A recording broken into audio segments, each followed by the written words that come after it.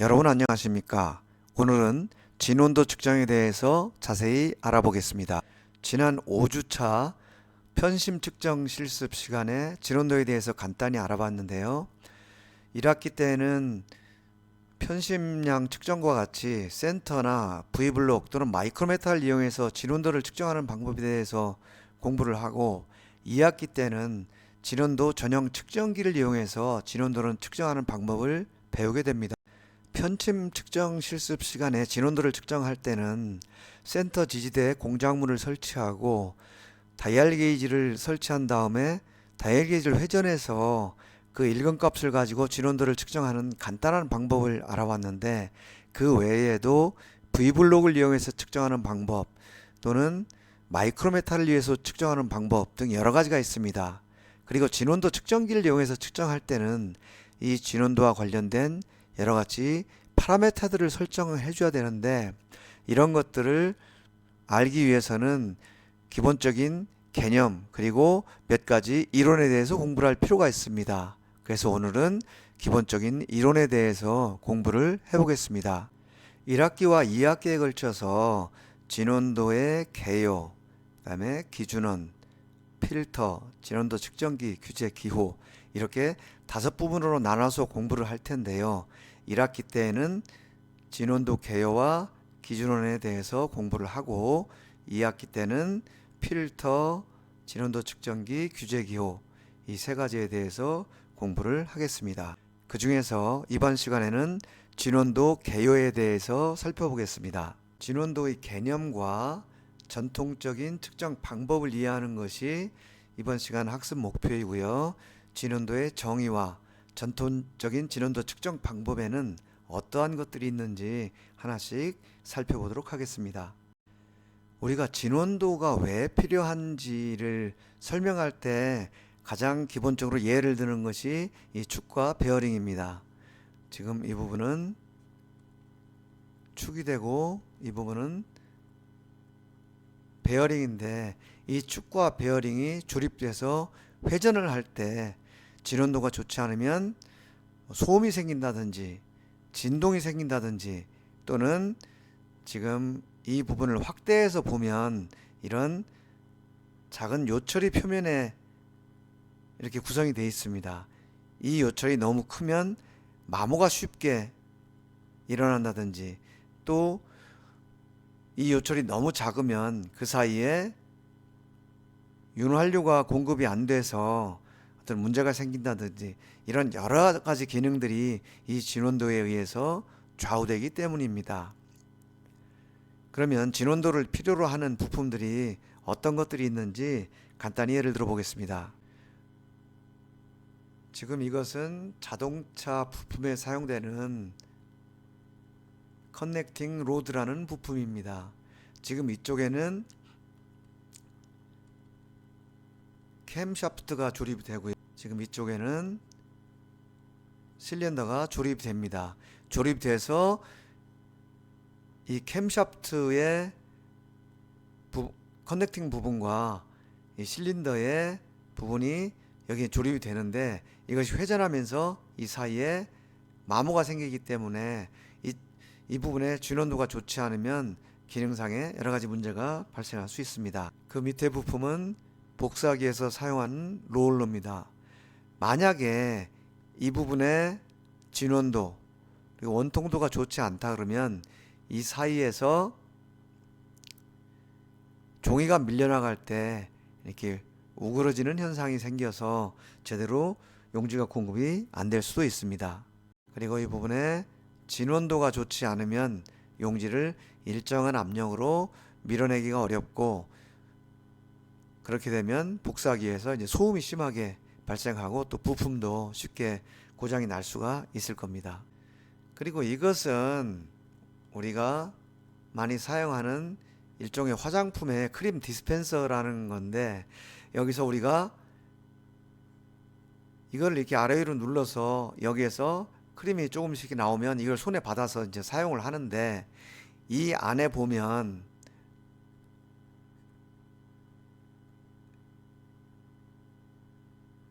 이러한 부품이 들어가 있습니다. 이 부품에 진원도가 좋지 않으면 이것을 눌렀을 때 부드럽게 여기서 크림이 나오지 않고 뭐 갑자기 많이 나온다든지, 또 여러 번 눌렀는데도 잘 나오지 않는다든지, 이러한 현상이 나올 수가 있습니다.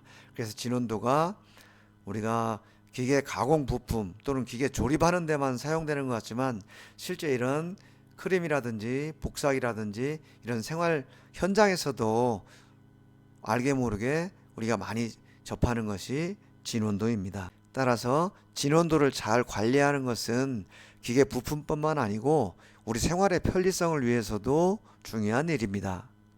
이것은 공작기계에 많이 사용하는 베어링의 레이스 부분이고요. 지금 이 부분에 볼이 이렇게 조립이 될 거고요.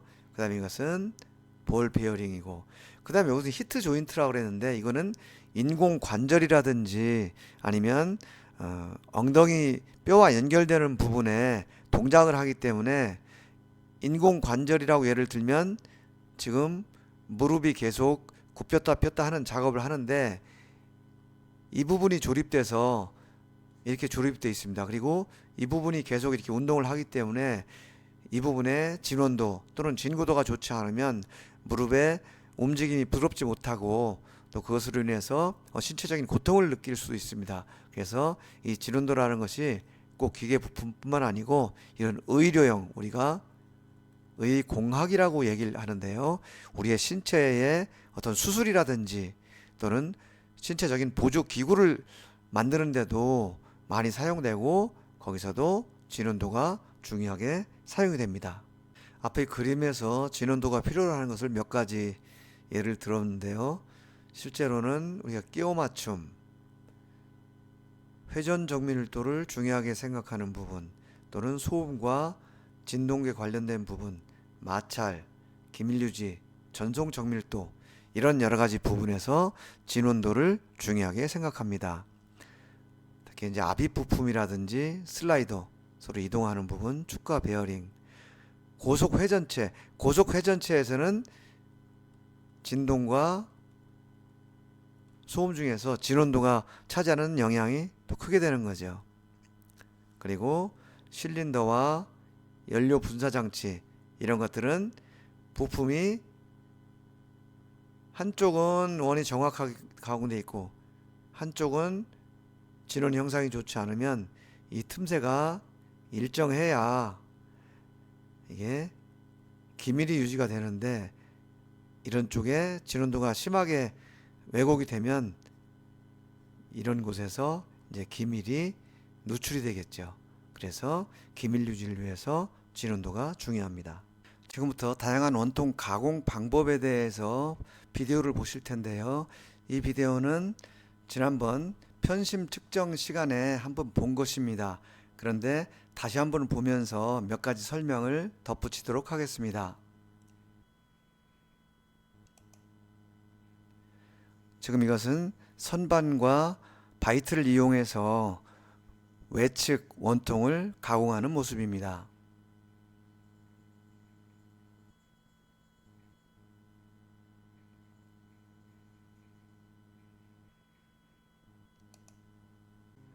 지금 이것은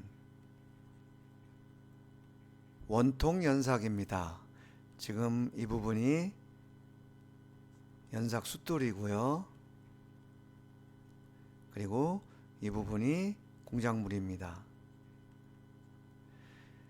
이 숫돌이 공작물에 접촉해서 공작물도 회전을 하고 숫돌도 회전을 하면서 그 사이에서 이런 가공을 하게 되는데, 지금 여기서 보시면은 공작물을 선반에서처럼 척으로 고정한 것이 아니고 이 공작물 양 끝에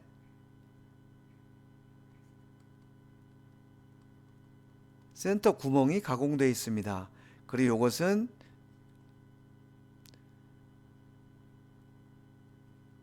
연삭기에 고정된 센터입니다. 그래서 연삭기에 고정된 이 센터가 공작물에 가공된 센터 구멍에 끼게 되고, 반대편도 마찬가지 센터가 있는 것이죠. 그리고 이 공작물은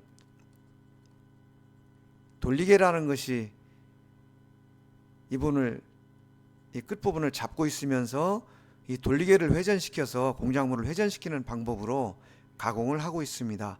이것은 여러분들 기계 공작 시간에 자세히 배웠을 겁니다.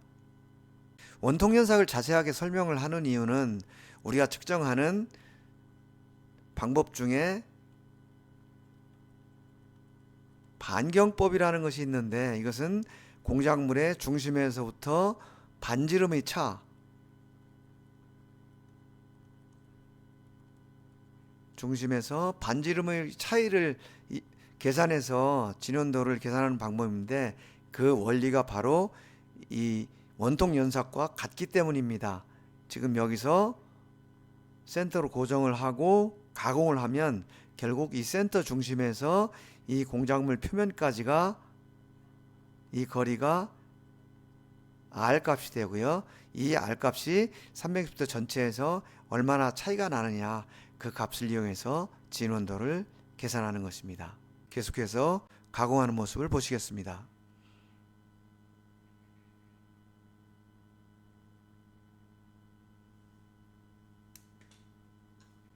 이번에는 센터리스 연삭이라는 공정을 통해서 가공하는 모습입니다. 센터리스 연삭은 아까 원통 연삭처럼 센터 구멍이 없다 라고 해서 센터리스 연삭이라고 표현을 합니다. 이것은 앞에서 본 원통 연삭과 달리 센터 구멍이 가공되어 있지 않습니다.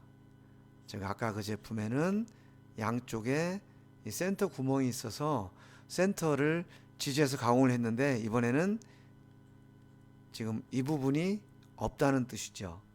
그래서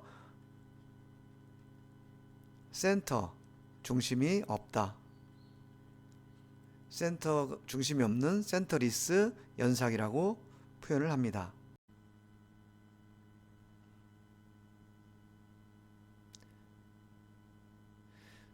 지금 이것은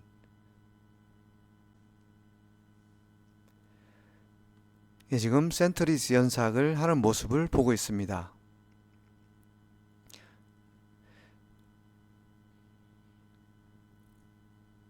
경사를 가진 두 개의 연삭 숫돌에 의해서 공작물이 이송되면서 가공하고 있습니다. 이것은 선반에 의해서 내경을 가공하는 모습이고요. 이것은 연삭 숫돌에 의해서 역시 내경을 가공하는 모습입니다.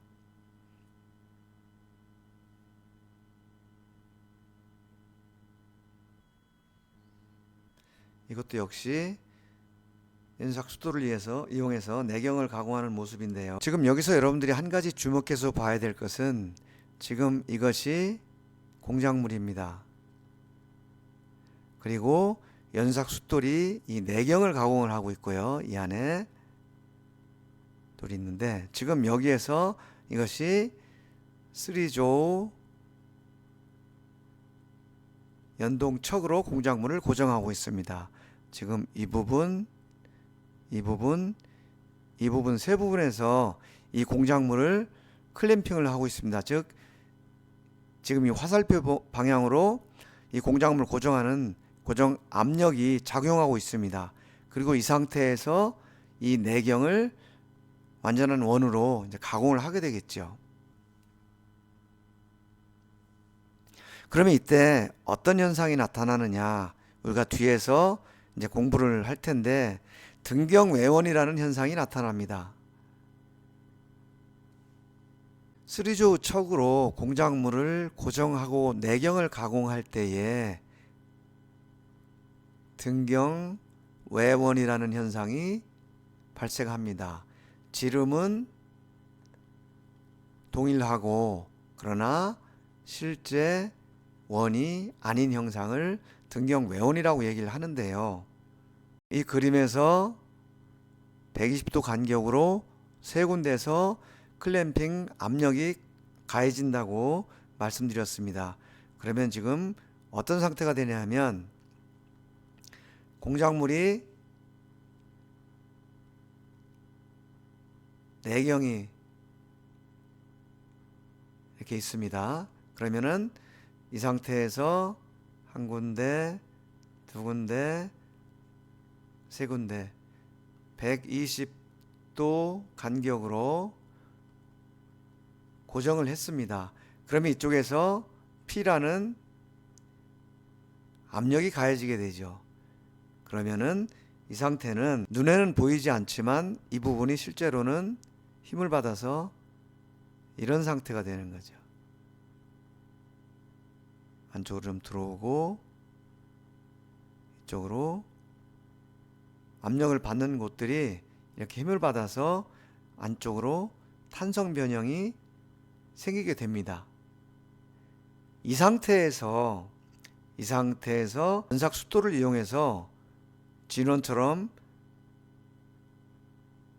완전하게 이렇게 가공을 하게 되는 것이죠. 그러면 가공이 끝나고 나서 이 공작물을 풀기 위해서 클램핑 압력을 해제하면 어떤 현상이 나타나느냐? 클램핑 압력이 가해진 상태에서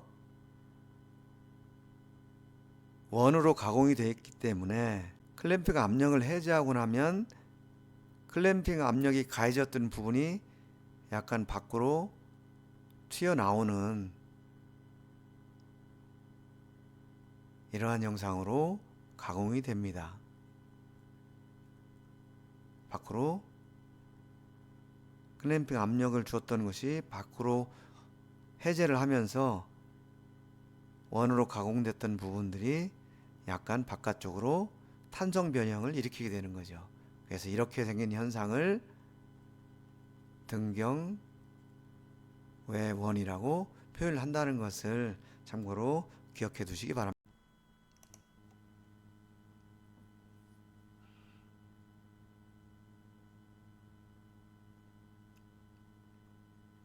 네, 이것은 지그 그라인더라는 공작기계를 이용해서 내경을 가공하는 모습입니다. 지금까지 우리가 가공했던 것들은 공작물도 전부 같이 회전을 했는데 지금 이 기계에서는 공작물은 회전하지 않고 연삭 수돌만 회전하고 그리고 공작기계의 주축이 같이 회전을 하면서 가공을 하는 그런 모습이었습니다. 이 지그 그라인더는 원형 제품이 아닌 부분에 가공되어 있는 원통을 가공할 때 사용되는 방법입니다. 지금까지 원을 가공하는 가공 공정에 대해서 간단히 알아봤습니다. 그러면 공작기계에서 가공을 할 때 어떤 이유 때문에 진원도가 발생하는가? 그것은 주로 공작기계 주축의 결함, 공구와 접촉 시의 변형, 그 다음에 아까 센터를 걸고 가공하는 원통 현상을 봤는데요. 센터 작업 시에 축심 정렬의 불안정, 그 다음에 척 작업의 압력, 요거는 척으로 고정을 하고 내경을 가공할 때 설명드린 부분입니다. 그 다음에 인발 또는 압축할 때 그 다이의 형상 물량, 요것은 압축이 아니고 압출이 되겠습니다. 인발은 잡아 당겨서 형상을 만드는 거고 압출은 밀어내서 가공을 하는 건데 그때 인발 또는 압출에 사용되는 다이, 이것은 금형이 되겠죠. 이 금형의 모양이 완전한 원이 아니면 이것을 통해서 만들어지는 제품 또한 진원이 아니겠죠. 이런 다이의 형상 불량, 여기서는 형상이라는 것은 진원도가 되겠죠. 진원도가 불량하면은 이런 진원도가 안 좋게 나오고요. 그 다음에 센터리스 연삭, 앞에서 보신 두 연삭 숫돌이 경사지게 배치가 돼서 가공하는 방법이라고 했는데 요 센터리스 연삭이라는 데서도 등경 외원이라는 현상이 발생하고 요 척 작업할 때도 등경 외원이라는 현상이 발생하는데 요 등경 외원이 왜 중요한지는 뒤에서 또 다시 설명을 하겠습니다. 우리가 진원도를 측정할 거기 때문에 진원도에 대한 정의에 대해서 다시 한번 생각을 해봐야 될 텐데요. 진원도를 영어로는 라운드니스 또는 out of roundness라고 표현을 하는데 요거는 ISO 12181 규격에서는 라운드니스라고 표현을 했고요. 그 다음에 ASME B89.3.1 여기서는 out of roundness라고 표현했습니다. 그리고 서클의 변형량이다. 그래서 circularity라고 표현을 하는 경우도 있습니다. 기하공차와 마찬가지로 이런 진원도나 표면 거칠기도 주로 ISO 규격과 ASME 규격 두 군데서 표시를 하고 있습니다. 그리고 전 세계적으로 이 두 가지 규격 중에 한 가지가 사용되고 있다는 것을 여러분들 참고로 알아두시기 바랍니다. 원이라는 것은 평면상의 한 점에서 동일한 거리에 있는 점들의 집합, 즉 평면상의 한 점에서 동일한 거리에 있는 점들의 집합, 이런 의미가 되는 거죠. 이거 전부 이 길이가 같다는 의미죠. 이렇게 2차원적인 개념으로 평면상의 한 점에서 동일한 거리에 있는 점들의 집합이 원이고, 공간상의 개념으로 보면 공간상의 한 점에서 동일한 거리에 있는 점들의 집합, 이것을 우리가 구라고 표현을 합니다. 그리고 진원도는 이러한 정확한 원으로부터의 어긋남의 크기, 이것을 진원도라고 표현을 합니다. 여기서 설명한 이 진원도라는 것은 진원도 편차가 되는 것이죠. 그리고 이 진원도 공차는 어떻게 표현을 하느냐, t만큼 떨어진 동심원에 의해서 제한된다, 이렇게 표현을 되어 있는데, 이것은 뒤에 가서 다시 자세히 살펴보겠습니다. 진원도는 원형 형체의 기하학적으로 정확한 원으로부터 어긋남의 크기, 이것을 진원도라고 얘기를 했고요. 그 다음에 이런 방법으로 두 개의 동심원 사이에 끼인 영역으로 이제 표현을 하는데, 이 그림에서 보시면 지금 이 부분, 이것이 가공 형상입니다. 이 가공 형상이 중심이 같은 두 개의 동심원, 이 두 개의 동심원이 되겠죠. R1과 R2를 갖는 이 두 개의 동심원 사이에 이 가공 형상을 끼웠을 때 이 간격 F, 이것을 진원도라고 표현을 하는 겁니다. 그러면 여기서 궁금한 것이, 동심인 두 개의 동심원, 이것은 어떻게 결정을 할 것인가, 어떤 원칙이 있을 거라는 거죠. 그래서 이 부분을 잘 생각하면서 또 다음 번으로 넘어가 보겠습니다. 그리고 진원도 공차를 허용하는 영역, 이 역이라는 것은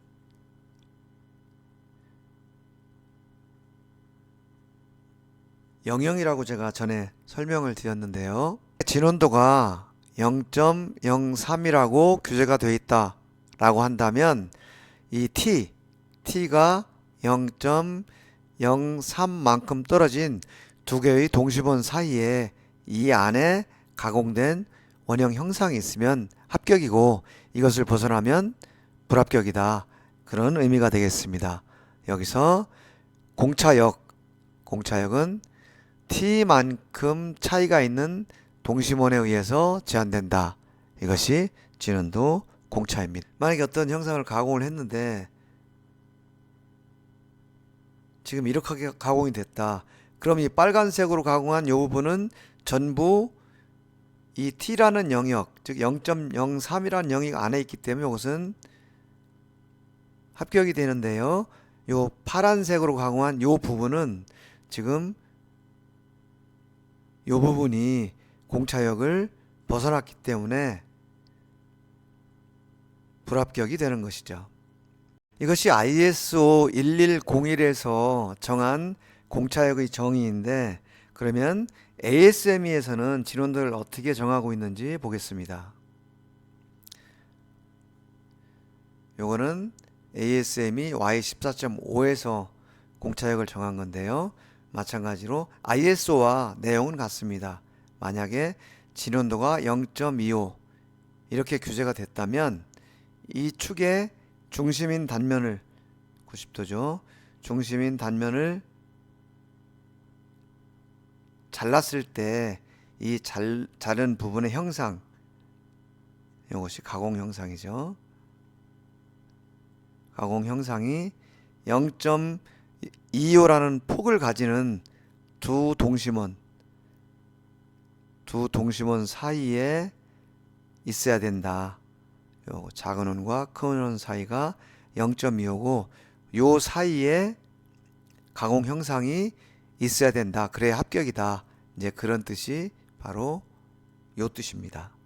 앞에서 가공 공정을 설명할 때에 3조우 척으로 고정한 작업이라든지 또는 센터리스 현상에서 등경 외원이라는 것이 발생한다 라고 설명드렸는데 그 부분을 좀 더 설명을 해 보려고 합니다. 등경 외원이라는 것은 이 지름을 여러 방향에서 측정했을 때 지름은 항상 일정하다. 즉 지름은 동일하죠. 그러면 우리가 원을 여러 방향에서 쟀을 때 원을 마이크로미터로 이렇게 재고 또는 이렇게 재고 뭐 이렇게 재고 이렇게 여러 방향에서 지름을 쟀을 때 이 지름이 전부 동일하다면 우리는 이것이 진원일 것이다. 이렇게 생각을 합니다.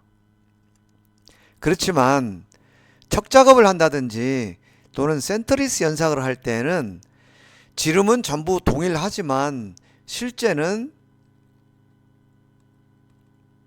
원이 아닌 형상이 발생을 하게 됩니다. 여기서 척작업이라는 것은 조의 개수가 홀수일 때, 그 다음에 센터리스 연상에서도 나타나는 형상이 홀수일 때 바로 이런 등경 외원이 발생하는데, 이 등경 외원이 왜 문제가 되느냐, 조립성에 영향을 주기 때문에 그렇습니다. 그리고 또 한 가지는 전용 측정기를 사용하지 않으면 이 등경 외원이라는 것을 발견할 수가 없기 때문에 이 등경 외원이 매우 중요합니다. 이 그림은 앞에서 선반에서 척 작업을 할 때 발생하는 등경 외원의 예를 보여준 겁니다. 지금 이것이 선반의 척이고요. 이것이 조우가 되겠습니다. 그리고 이것은 공작물입니다. 공작물을 고정하기 위해서 조에서 세 군데서 이렇게 고정 압력을 가합니다. 고정 압력을 가하면 이 공작물은 우리 눈에는 보이지 않지만 압력을 받은 분이 안쪽으로 이렇게 튀어 들어오는 이런 현상이 생길 겁니다. 이런 현상이 생기는데 공작물 가공은 바이트를 이용해서 압력이 가해진 상태에서 이렇게 가공이 되겠죠. 그렇게 되면 압력에 의해서 안쪽으로 들어온 부분, 여기 이 부분만큼이 실제보다 더 가공이 됩니다. 그리고 나서 조의 클램핑 압력을 이게 풀면 탄성 변형에 의해서 눌렸던 부분이 다시 튀어 올라오게 됩니다. 그러면 이것이 공작물이 고정이 된 상태에서는 이렇게 가공이 된 거죠.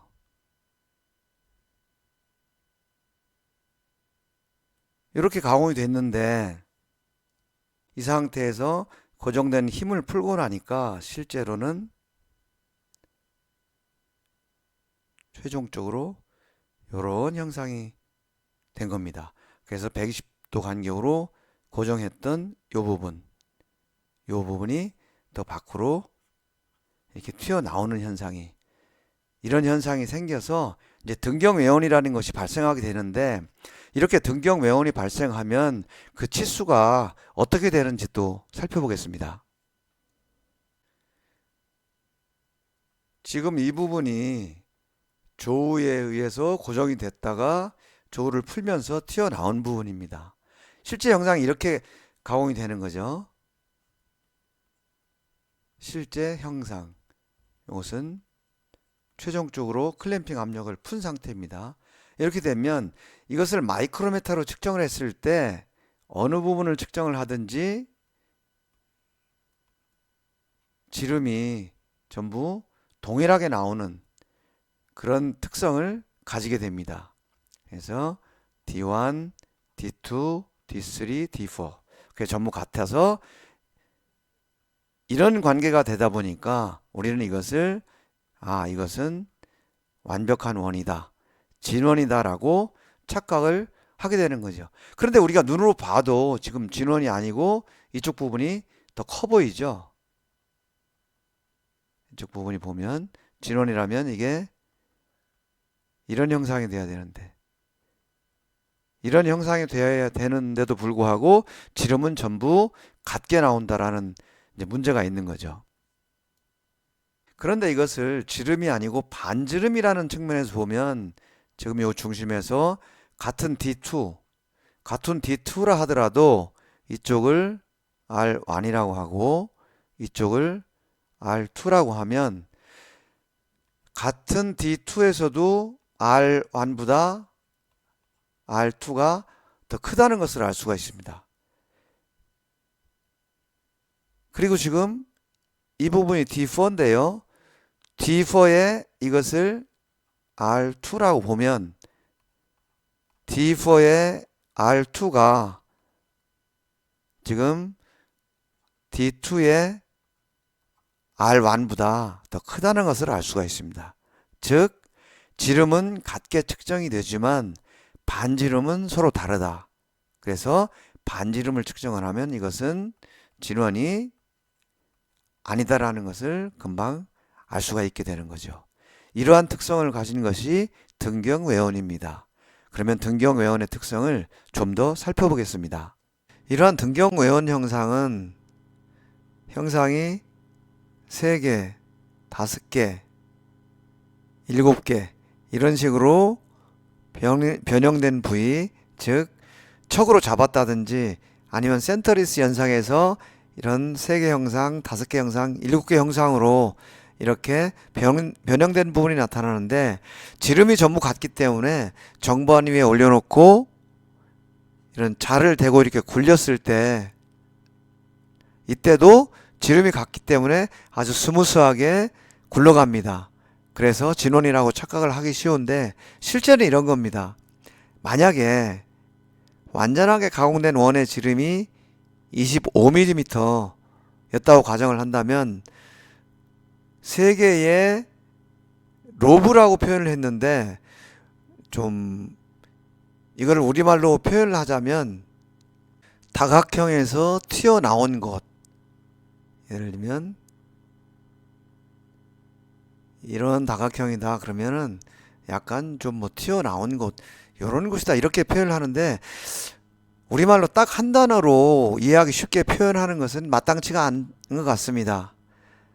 우리가 좀 속된 말로 표현을 하면 뭐 짱구졌다 이렇게 표현하면 오히려 이해하기가 쉬울 것 같습니다. 원을 가공했는데 짱구가 3군데 졌다, 짱구가 5군데 졌다, 짱구가 7군데 졌다 이렇게 표현하면 좀 더 쉬울 것 같은데, 그렇게 표현하는 것도 좀 어색하고 해서 그냥 로브라고 표현을 하겠습니다. 그래서 로브가 3개다 그러면 한 원에서 요 3군데에 이런 변형이 갔다. 로브가 5개다 그러면은 하나, 둘, 셋, 넷, 5. 로브가 7개다 그러면 이것이 7군데다. 이렇게 이해를 하면 되겠습니다. 그러면 이 3개, 5개, 7개가 왜 생기느냐? 아까 3개는 3조우 척으로 여기를 잡았을 때 3군데의 로브가 생긴다고 했습니다. 그러면 이 조우가 5개가 있는 것으로 공작물을 고정했다. 그러면 5개의 로브가 생길 거고요. 7개의 척이 있는 것으로 고정을 했다. 그러면 7개의 로브가 생길 겁니다. 여러분들 기계공작법 시간에 콜리척이라는 것을 배웠을 겁니다. 이 콜리척이 그 조의 수가 홀수로 되어 있습니다. 그래서 콜리척으로 고정을 하고 가공한 제품이다. 이렇게 이해를 하면 되겠고요. 또 한 가지는 센터리스 연삭에서 숫돌의 회전수와 공작물의 회전수가 어떤 비율을 이룰 때 이런 로브가 생긴다. 이렇게 이해하시면 되겠습니다. 그러면 이 등경회원이 왜 문제가 되느냐? 정확하게 25mm로 가공된 이런 원이라고 한다면 이 형상이 내측이든 외측이든, 지금 이쪽은 내측, 이쪽은 외측이라고 가정했을 때 25mm의 지름을 가진 형상이 상대편에서 조립이 가능합니다.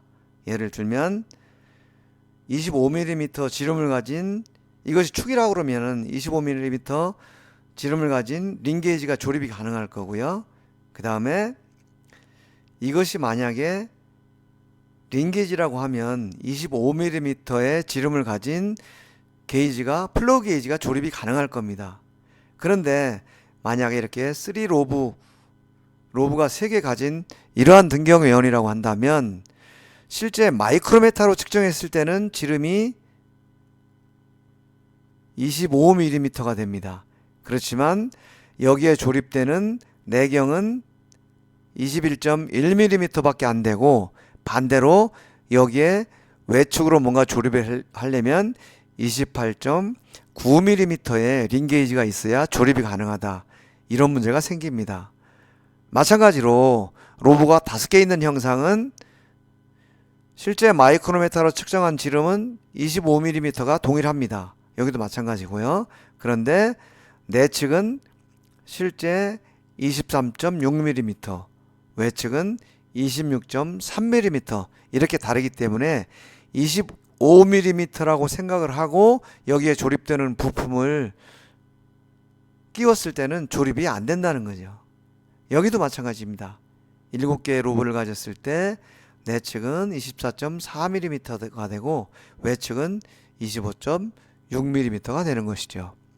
그래서 등경회원과 지름과 조립성 관계는 이런 문제가 있고, 그래서 우리가 진원도를 측정할 때는 이것이 설사 지름이 같다 하더라도 등경회원인지 아닌지를 꼭 확인을 해야 되는데, 그러기 위해서는 진원도 전용 측정기가 필요하다 라는 것이 지금 이 등경회원을 설명하는 이유입니다.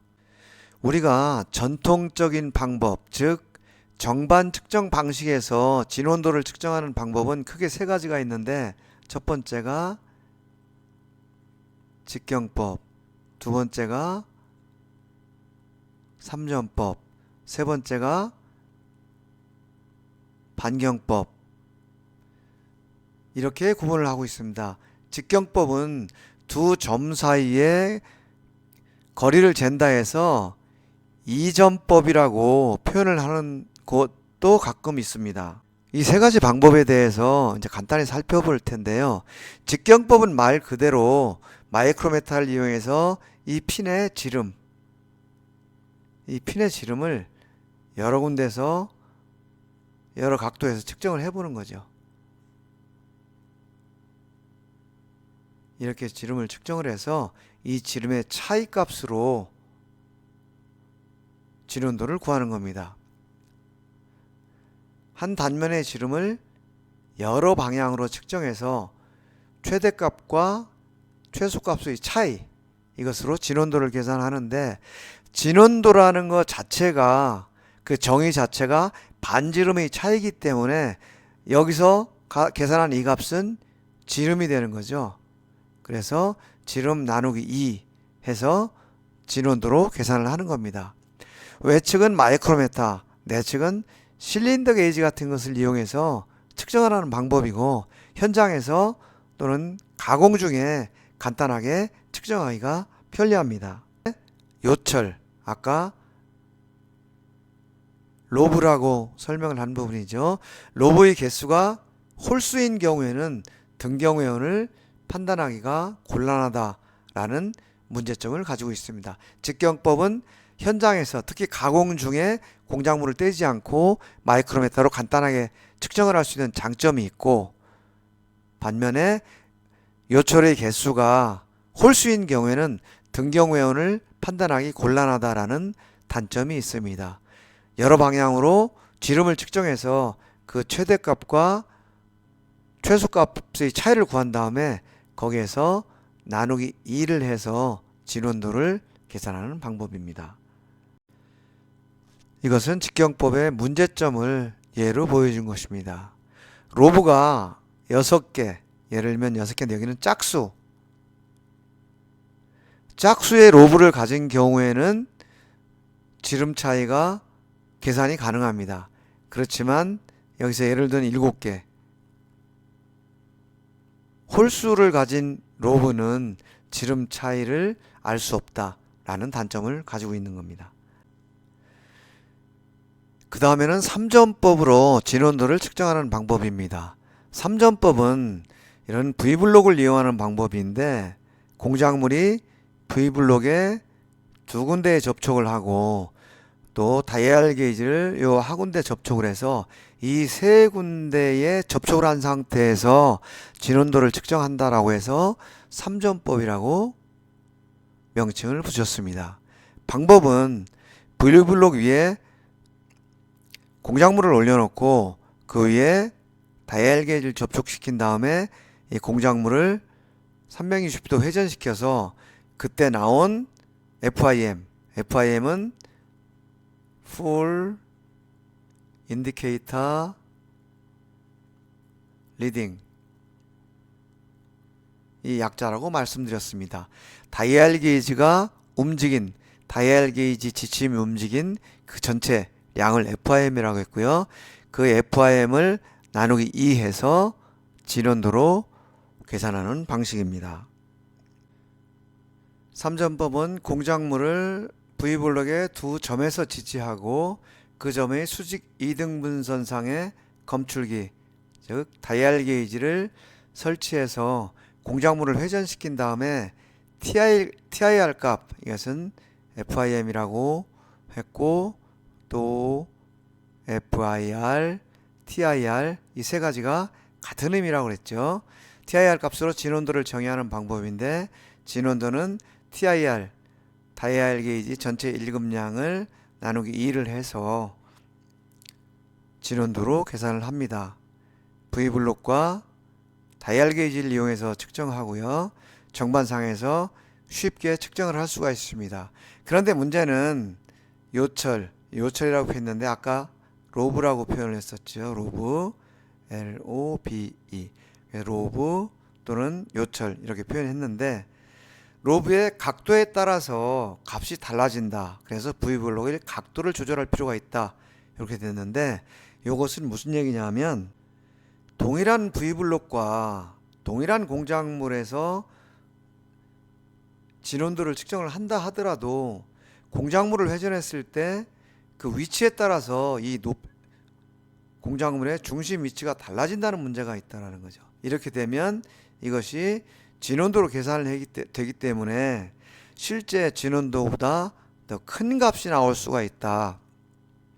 우리가 편심 측정에서 배웠듯이 중심 위치가 요만큼의 차이가 나면 실제로는 한 바퀴를 회전시켰을 때는 그거의 2배만큼 차이가 나게 되는 거죠.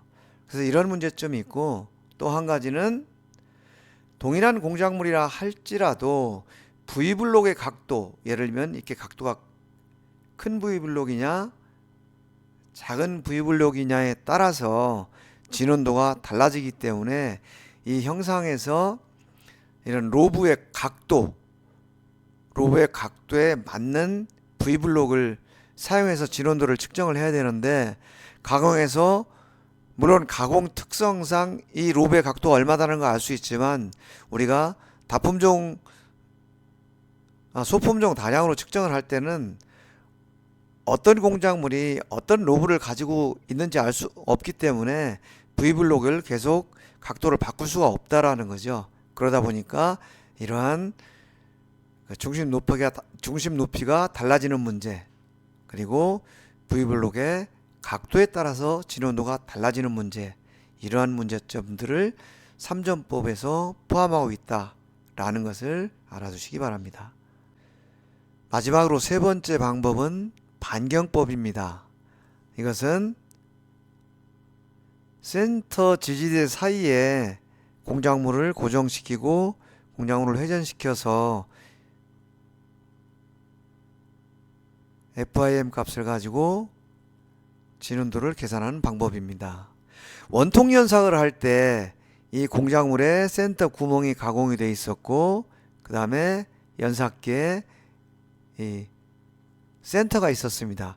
그리고 그 사이에 두 센터 사이에 공작물을 고정시키고 가공을 하는 방법이었는데, 그 방법 그대로 두 센터 사이에 공작물을 끼우고 360도 회전을 시켜서 그때 TI 값을 가지고 진원도를 정의하는 방법입니다. 이것은 원통 연삭 측정할 때와 같은 방법이고, 이론적으로 진원도 측정에 가장 적합한 방법입니다. 왜냐하면 진원도라는 것이 반지름의 차이값을 가지고 결정을 하는 거기 때문에, 여기서도 이 FIM이라는 것은 360도 회전시켰을 때 이 센터의 중심에서 공작물의 표면까지 이것이 반지름이 되니까 360도를 회전시켰을 때 FIM 값을 읽으면 그 값이 바로 반지름의 차이가 됩니다. 그렇기 때문에 이론적으로 진원도 측정에 가장 적합한 방법이다, 이렇게 알려져 있습니다. 앞에 그림에서 보신 것처럼 반경법은 양 센터 사이에 공작물을 고정시킨 다음에 회전시켜서 TIR 값으로 진원도를 계산하는 방식이다. 여기서 TIR이라는 것은 공작물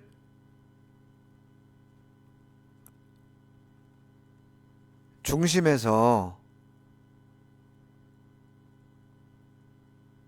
표면까지의 거리, 즉 반지름이 되는 것이죠. 반지름의 차이가 되기 때문에, 그러니까 이것이 반지름인데 이것을 360도 회전시키면서 그 값을 보니까 이때의 TIR은 반지름 차이가 된다. 그래서 TIR 값이 바로 진원도가 된다 라는 거고요. 이론적으로 가장 근접한 현장적인 방법이다.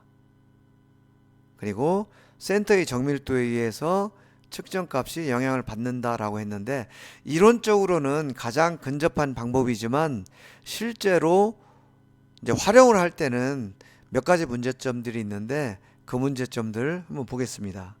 첫 번째 문제는 양 센터의 중심이 일치하지 않을 경우입니다. 그래서 이런 경우에는 센터가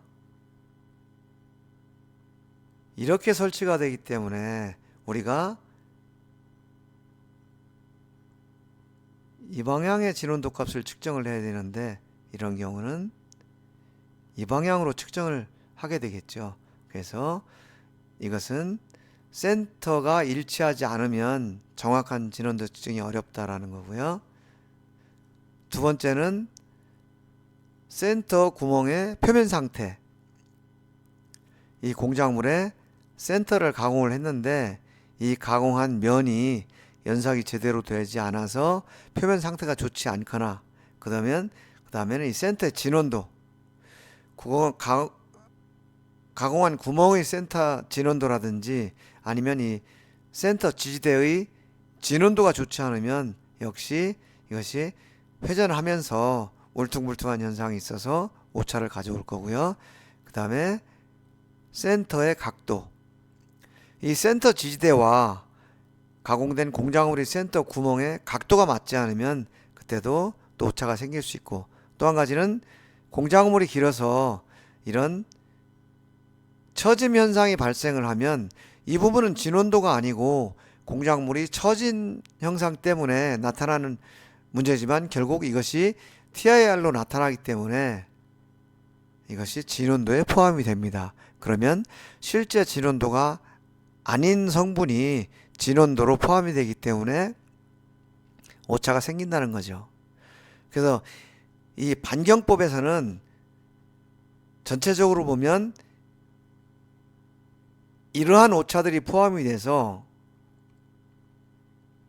실제 진원도보다 항상 값이 크다.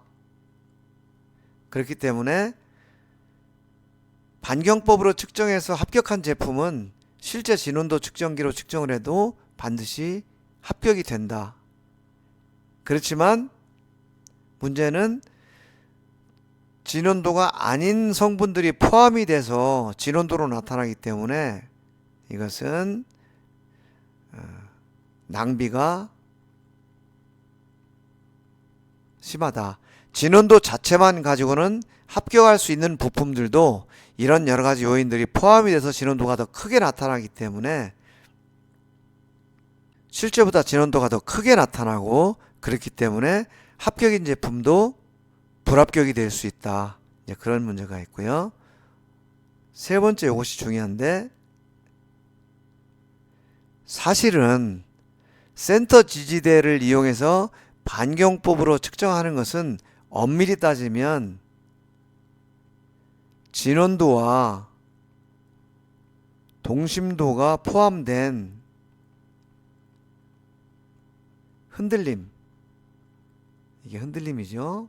원주 흔들림 또는 온 흔들림, 이 값이 된다라는 것을 여러분들이 기억해 두시기 바랍니다. 다음 실습 시간에 이것이 왜 이렇게 나타나는지 또 실습을 해볼 기회가 있습니다.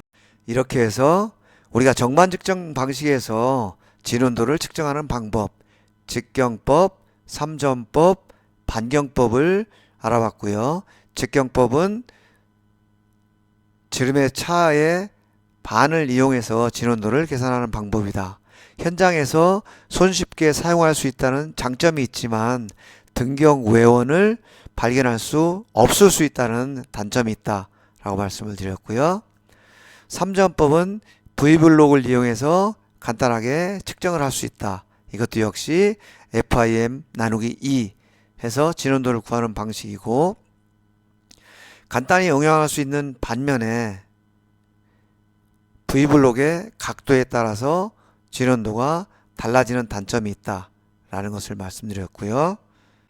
마지막으로 진원도 이론에 가장 근접한, 즉 원의 정의에 가장 근접해서 진원도를 평가할 수 있는 방법이 반경법인데, 이 반경법도 역시 센터의 불일치라든지 공작물의 처짐에 의해서 실제 진원도보다 항상 더 크게 진원도가 측정되는 문제가 있고, 이것은 사실은 진원도가 아니고 진원도와 동심도를 합한 흔들림이 측정되고 있는 것이다 라는 것을 지금까지 배웠습니다.